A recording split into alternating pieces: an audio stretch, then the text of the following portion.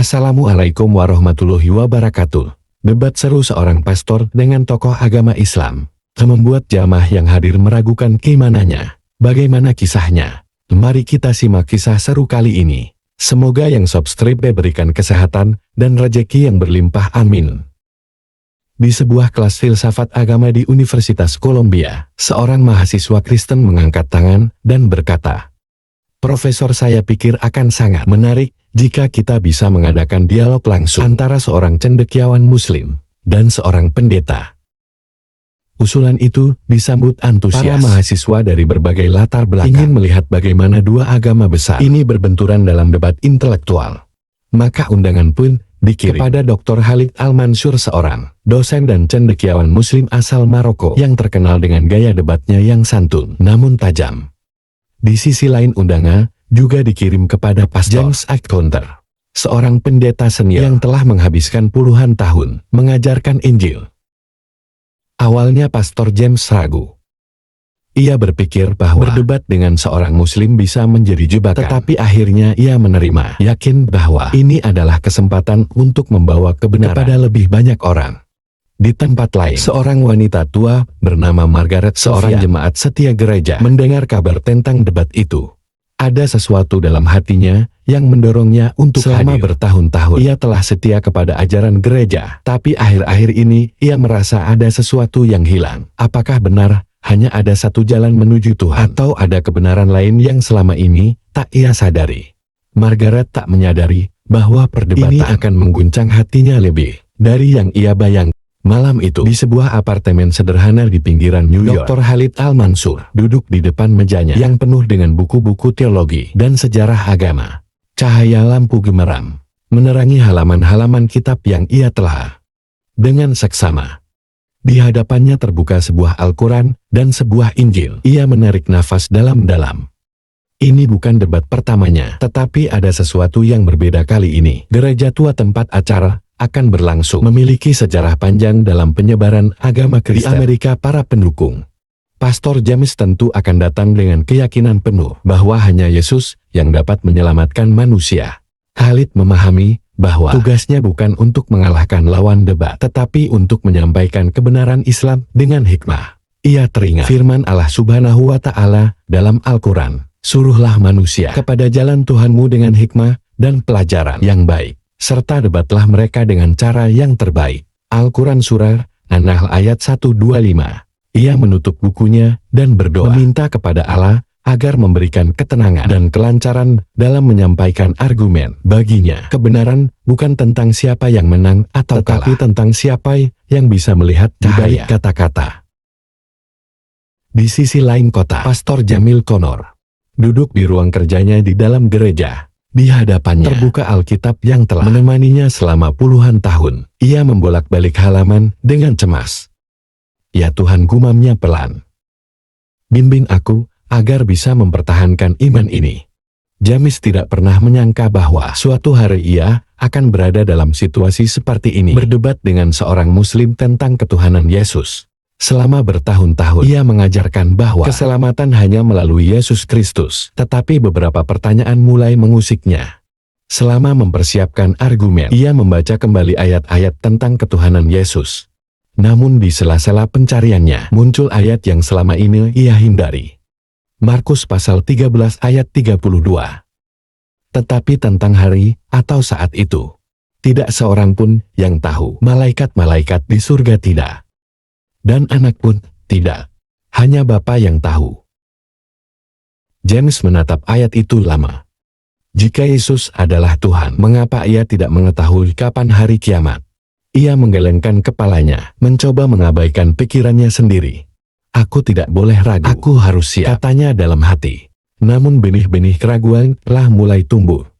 Di sebuah apartemen kecil, tak jauh dari Margaret Sullivan duduk di kursi goyangnya, memandangi Alkitab yang telah ia baca sejak kecil.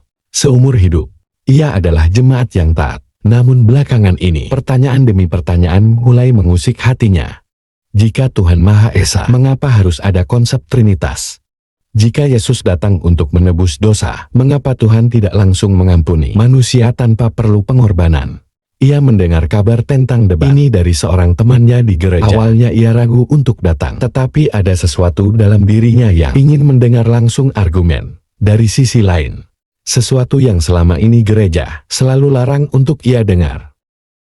Ia menutup matanya dan berdoa, Tuhan, jika ada kebenaran yang belum aku ketahui, tunjukkanlah kepadaku. Esok hari di aula gereja yang megah, 3 orang dengan latar belakang dan keyakinan berbeda akan bertemu. Bagi sebagian orang, ini hanyalah sebuah perdebatan intelektual. Namun bagi yang lain, ini adalah titik balik menuju sesuatu yang lebih besar. Mereka belum menyadari bahwa malam ini adalah malam terakhir mereka dalam keyakinan lama mereka. Pagi itu gedung gereja di New York terasa lebih ramai dari biasanya. Para jemaat yang biasanya datang untuk beribadah berkumpul untuk sebuah acara yang tidak biasa. Perdebatan antara seorang pendeta dan seorang cendekiawan muslim. Di luar banyak yang berdiskusi dengan penuh antusias. Di dalam suasana tampak tegang. Sebagian besar hadirin berharap bisa mendengar jawaban pertanyaan-pertanyaan yang mengusik mereka tentang iman dan agama. Sementara sebagian lagi sudah yakin dengan keyakinan mereka sendiri. Siap menyaksikan siapa yang akan memenangkan debat ini. Di sisi depan aula, Pastor James O'Connor berdiri tegap. Mengenakan jas hitam yang biasa ia pakai saat menyampaikan khotbah, ia memandang Odin dengan percaya diri. Setiap gerakan tubuhnya menunjukkan keyakinan bahwa hari adalah hari yang penuh makna bagi semua orang yang hadir. Namun di balik tatapan itu ada keraguan kecil yang tak bisa ia sembunyikan. Ia tahu bahwa pertanyaan yang akan dihadapi ini lebih sulit daripada yang pernah ia bayangkan. Di sisi lain, Dr. Khalid Al-Mansur duduk dengan tenang di meja debat. Matanya tertutup sejenak seperti sedang memohon petunjuk kepada Allah agar diberi kebijaksanaan. Dia mengenakan pakaian sederhana namun wajahnya memancarkan ketenangan dan kedalaman pemahaman. Sebagai seorang cendekiawan muslim, Khalid tahu bahwa ini bukanlah sekedar perdebatan intelektual, tetapi juga peluang untuk memperkenalkan kebenaran Islam dengan cara yang penuh rasa hormat. Sebelum debat dimulai, moderator mengatur suasana. Ia menjelaskan format debat dan memberikan waktu 5 menit bagi masing-masing pihak untuk memberikan pengantar. Hadirin pun duduk dengan tenang, tidak sabar menunggu argumen pertama. Pastor James O'Connor berdiri pertama. Suaranya terdengar lantang dan penuh semangat sesuai dengan gaya khotbah yang biasa ia bawakan di gereja. Saudara-saudari yang terhormat, hari ini kita berkumpul di sini untuk berbicara tentang jalan keselamatan. Sebagai umat Kristen, kami percaya bahwa keselamatan hanya bisa diperoleh melalui Yesus Kristus. Firman Tuhan dengan jelas mengatakan bahwa hanya melalui Dia kita dapat memperoleh kehidupan kekal. Akulah jalan kebenaran dan hidup. Demikian kata Yesus dalam Injil. Dalam kebenaran itulah kami meyakini hidup kami, dan dalam kasih karunia-Nya kami percaya bahwa setiap orang yang menerima Yesus sebagai Tuhan dan Juru Selamat akan diselamatkan. Tidak ada jalan lain, dan hari ini saya akan membuktikan hal itu. Meskipun penuh percaya diri, dalam hati James ada perasaan aneh, rasa yang lebih mirip ketidakpastian. Ia tahu banyak hal yang ia katakan adalah apa yang selama ini ia ajarkan, tetapi kadang-kadang ada sesuatu yang belum bisa ia jawab sepenuhnya. Sekarang giliran Dr. Khalid Al-Mansur. Ia berdiri dengan tenang, matanya menyapu seluruh ruangan. Tak ada DNA tinggi atau emosi yang berlebihan. Khalid berbicara dengan penuh ketenangan. Suaranya lembut namun penuh kekuatan. Saudara-saudari yang terhormat, saya berdiri di sini bukan untuk merendahkan keyakinan saudara-saudari sekalian, tetapi untuk berbicara tentang kebenaran yang datang dari Allah. Sebagai seorang muslim, kami percaya bahwa Tuhan itu Maha Esa, tidak ada yang serupa dengannya. Kami percaya bahwa Nabi Isa ataupun Yesus adalah seorang nabi yang mulia, tetapi bukan Tuhan. Dalam Al-Quran Allah berfirman, sesungguhnya Tuhan kalian itu adalah Tuhan yang Maha Esa. Tidak ada Tuhan selain Dia, yang Maha Pengasih lagi Maha Penyayang. Al-Quran Surah Al-Baqarah ayat 163. Kami tidak menganggap Yesus sebagai Tuhan, melainkan sebagai hamba Allah yang menyampaikan wahyu-Nya. Islam mengajarkan kami untuk beriman kepada Tuhan yang satu, dan untuk menghormati semua nabinya, termasuk Nabi Isa. Namun kami percaya bahwa jalan keselamatan hanya bisa dicapai dengan mengikuti petunjuk Allah dan Rasul-Nya, bukan dengan mengangkat seorang manusia menjadi Tuhan. Ada keheningan sesaat setelah Khalid selesai berbicara. Beberapa hadirin tampak merenung memikirkan kata-kata yang baru saja mereka dengar. Pastor James menatap Khalid, merasa harus segera membalas. Pastor James Connor mengambil nafas panjang dan menghadap hadirin.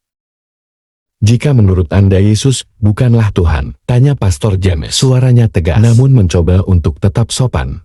"Tapi bagaimana dengan seluruh ajarannya, mukjizatnya, dan pernyataan-pernyataannya sendiri? Bagaimana Anda bisa menjelaskan ayat-ayat seperti Yohanes pasal 14 ayat 6, di mana Yesus mengatakan bahwa Dia adalah jalan, kebenaran dan hidup? Bagaimana Anda bisa mengabaikan klaim Yesus bahwa Dia adalah anak Allah yang datang untuk menebus dosa umat manusia?" Khalid tersenyum sedikit, tidak terkejut dengan pertanyaan itu. "Saudara James, saya tidak mengabaikan klaim-klaim itu, tetapi saya percaya bahwa klaim adalah bagian dari tafsiran manusia terhadap ajaran yang lebih dalam. Yesus seperti nabi-nabi lainnya, datang untuk mengajarkan kebaikan, kasih sayang, dan kebenaran. Namun mengangkat seorang nabi menjadi Tuhan adalah sesuatu yang tidak sesuai dengan ajaran dasar yang kita semua pegang, yaitu bahwa Tuhan itu Maha Esa, tidak ada yang serupa dengannya. Kami menghormati Yesus, tetapi kami tidak menganggapnya sebagai Tuhan. Ini adalah perbedaan mendasar yang perlu kita pahami." Perdebatan semakin memanas. Setiap argumen yang dilemparkan oleh Pastor James dihadapi dengan jawaban tenang dari Dr. Khalid. Semakin lama, semakin jelas bahwa ini bukan hanya tentang perbedaan teologi, tetapi juga tentang cara masing-masing pihak memahami esensi kehidupan dan Tuhan itu sendiri. Di tengah perdebatan ini, Margaret Sullivan duduk dengan pikiran yang semakin terbuka. Ia menyadari bahwa ia tidak hanya sedang mendengarkan kata-kata, tetapi juga sedang merasakan pergolakan dalam hatinya. Apakah mungkin ada kebenaran yang lebih besar dari yang selama ini ia percaya? Babak pertama dari perdebatan ini baru saja dimulai, tetapi sudah ada banyak pertanyaan yang terbangun. Dan jawabannya mungkin akan lebih mengejutkan daripada yang pernah mereka bayangkan. Suasana di aula semakin memanas. Meskipun suasana debat tetap terkendali, ketegangan mulai terasa di antara hadirin. Setiap argumen yang dilemparkan, baik oleh Pastor James maupun Dr. Khalid, disambut dengan reaksi yang berbeda. Sebagian besar jemaat gereja tampak terkejut, ada yang ragu, sementara beberapa lainnya masih berpegang teguh pada keyakinan lama mereka. Pastor James mengambil kesempatan untuk mengajukan pertanyaan lebih mendalam. "Baik Dr. Khalid, saya menghargai pandangan Anda, namun saya ingin tahu, jika Yesus bukan Tuhan, bagaimana Anda menjelaskan kenapa Dia bisa melakukan mukjizat yang tidak bisa dilakukan oleh orang lain? Penyembuhan orang sakit, memberi makan ribuan orang hanya dengan beberapa roti dan ikan, membangkitkan orang mati. Ini semua bukti kekuatan ilahi. Bukankah ini seharusnya menjadi tanda bahwa Dia lebih besar dari sekedar manusia biasa?"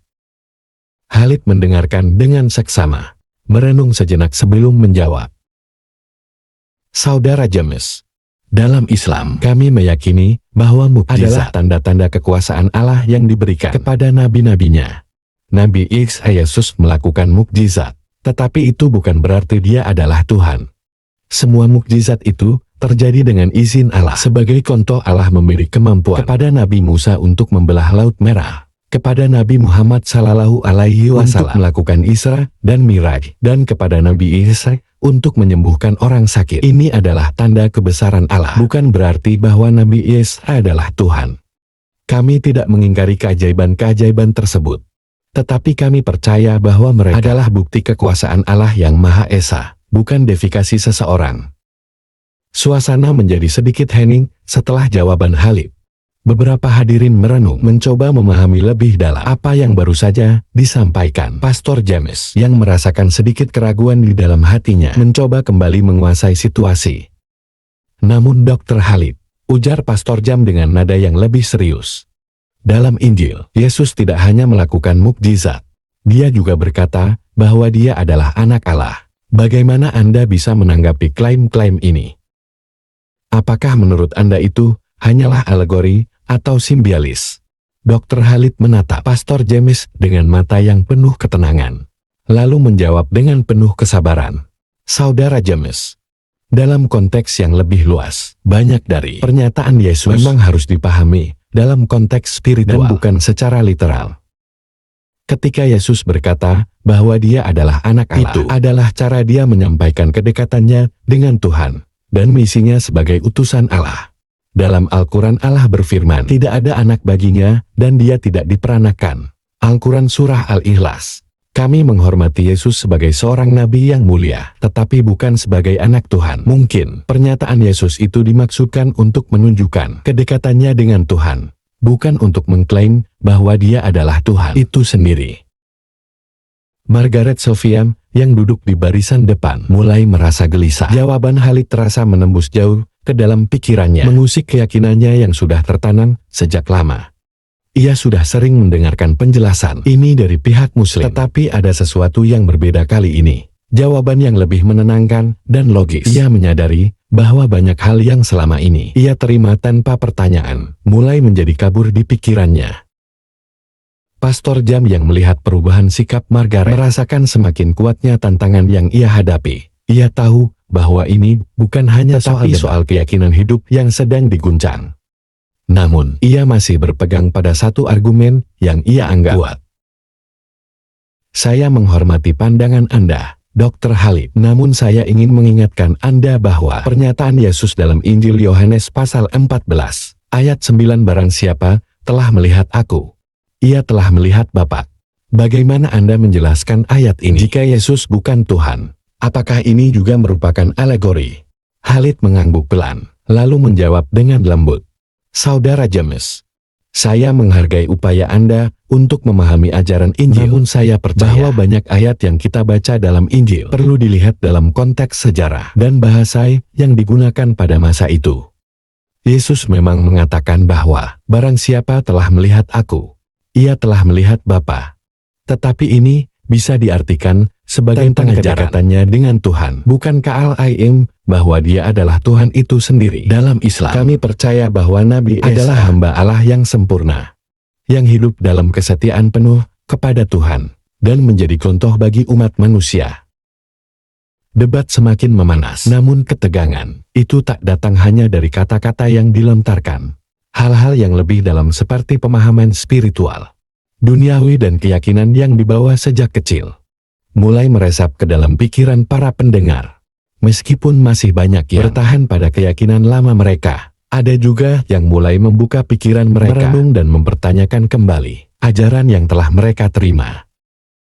Di tengah debat yang semakin mendalam, Margaret merasa seperti sedang berdiri di tepi jurang. Di antara dua dunia yang berseberangan, namun masing-masing penuh dengan kebenaran yang tidak bisa begitu saja disangkal. Ia tahu bahwa keputusan ini tidak akan mudah, namun semakin lama ia mendengarkan, semakin ia merasa bahwa kebenaran yang selama ini ia cari mungkin ada di tempat yang tidak pernah ia bayangkan sebelumnya. Dan hari debat itu semakin mendekat ke puncaknya. Margaret tidak bisa menghilangkan pikirannya tentang percakapan yang telah terjadi antara Pastor James dan Dr. Khalid. Setiap kali ia menutup mata, bayangan kata-kata Khalid tentang kedekatan Nabi Esa dengan Allah terus terngiang-ngiang di kepalanya. Ia mulai meragukan banyak hal yang selama ini menjadi dasar keyakinannya. Pada malam itu, Margaret duduk di ruang tamu rumahnya, memegang Injil di tangan. Ia merenung menatap ayat-ayat yang sudah sering dibaca, tetapi sekarang terasa berbeda. Semuanya mulai tampak seperti teka-teki yang belum sepenuhnya ia pahami. Ia teringat akan perkataan Dr. Khalid bahwa seringkali ayat-ayat dalam Injil perlu dibaca dalam konteks sejarah dan bahasa asli. Margaret yang selalu menganggap Injil sebagai kata-kata yang tak terbantahkan, mulai merasa terombang-ambing. Pastor Jim masih berusaha keras untuk meyakinkan bahwa Yesus adalah Tuhan. Namun ia mulai merasa bahwa argumentasi yang ia miliki mulai terdengar kurang meyakinkan di hadapan Khalid. Dalam hati ia meragukan apakah debat ini benar-benar bisa menjawab pertanyaan besar yang ada dalam dirinya. Hari berikutnya, Margaret bertemu dengan Dr. Khalid setelah beberapa kali pertemuan tidak resmi yang dilakukan dengan komunitas Muslim untuk berbicara tentang Islam. Ia akhirnya merasa cukup percaya diri mengajukan beberapa pertanyaan lebih dalam.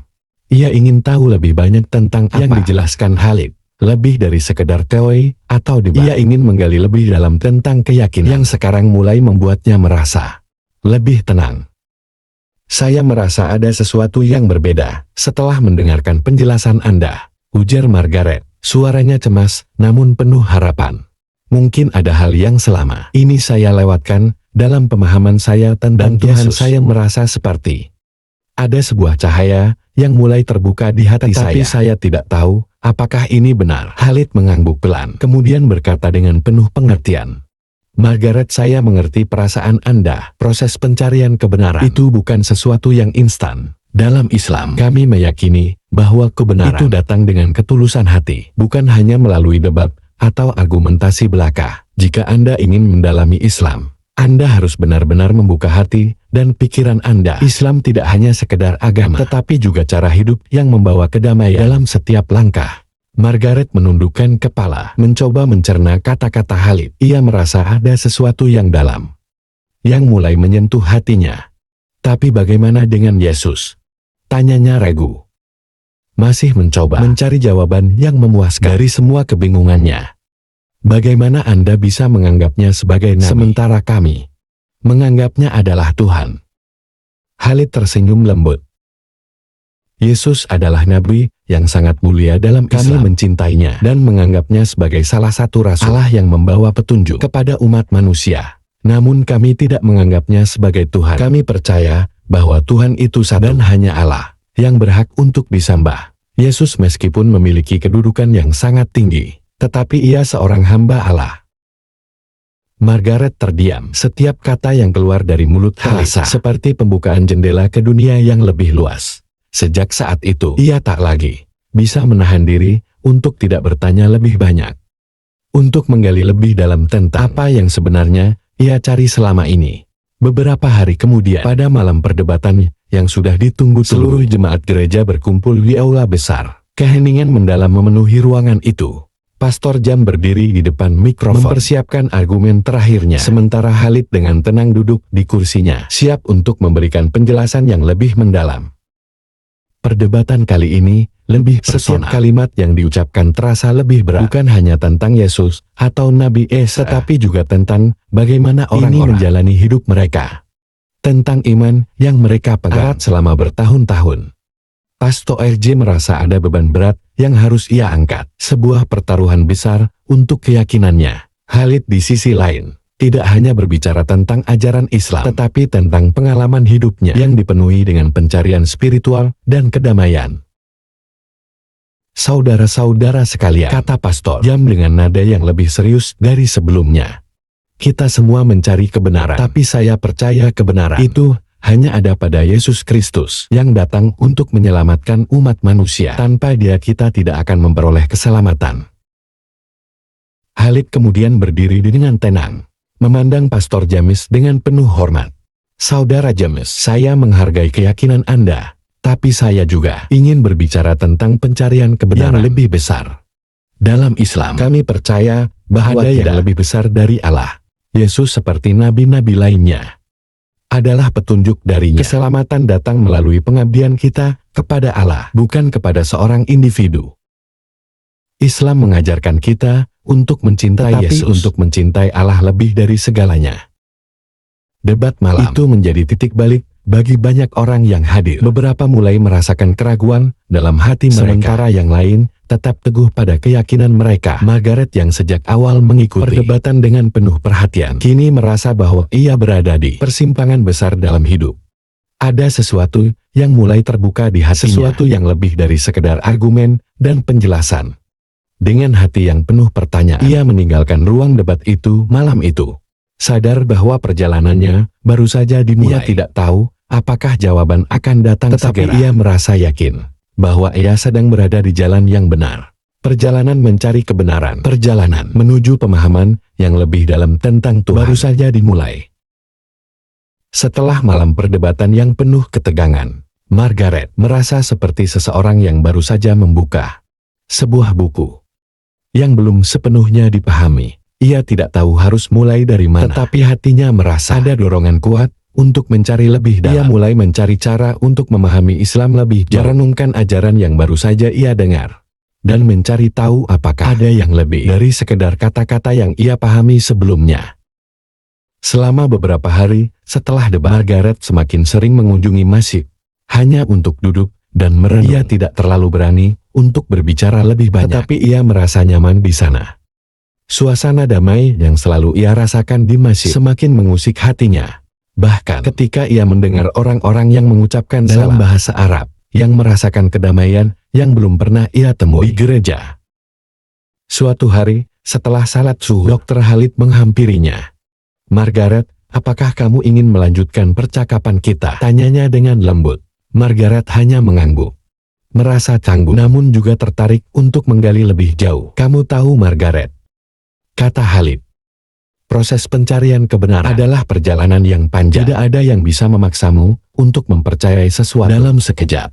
Tapi penting untuk mengikuti hati dan pikiranmu untuk terus mencari, bertanya, dan merenung." Margaret merenung sejenak, kemudian berbicara dengan seorang yang agak ragu. "Saya merasa seperti sedang berada di persimpangan. Banyak hal yang tidak saya mengerti. Saya selalu percaya bahwa Yesus adalah Tuhan. Tetapi setelah perdebatan itu, saya merasa seperti ada sesuatu yang hilang."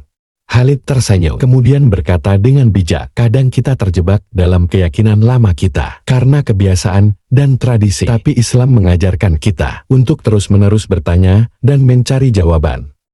Tidak ada yang lebih penting dalam hidup ini selain mendekatkan diri kepada Allah, dan untuk melakukannya kita harus mengerti sepenuhnya ajarannya."